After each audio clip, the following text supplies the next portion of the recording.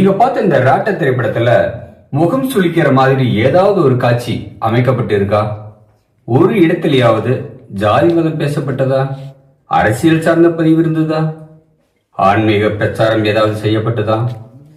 அடிதடி, ரகல, வெட்டு குத்து இப்படி ஏதாவது இருந்ததா?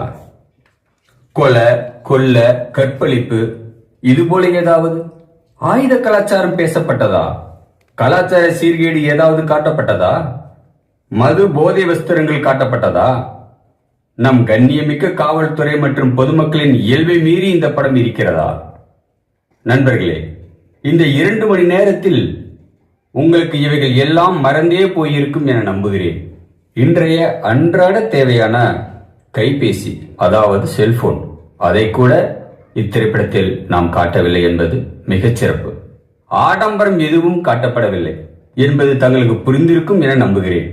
நண்பர்களே, இதை மனதில் கொண்டு தங்களின் மேலான கருத்துக்களை வாய்மொழியாக தங்களின் உறவினர்கள், நண்பர்கள், தங்களின் நலம் விரும்பிகள் அனைவருக்கும் இந்த ராட்ட திரைப்படத்தை பற்றியான தங்களது மேலான கருத்துக்களை அவர்களுக்கு எடுத்து கூறி மாபெரும் வெற்றியடைய செய்ய வேண்டுமாய் வேண்டி விரும்பி கேட்டுக்கொள்கின்றேன். இப்படிக்கு ராட்ட திரைப்படத்தின் இயக்குனர் உங்களின் சக்திவேல் நாகப்பன். மிக்க நன்றிங்க.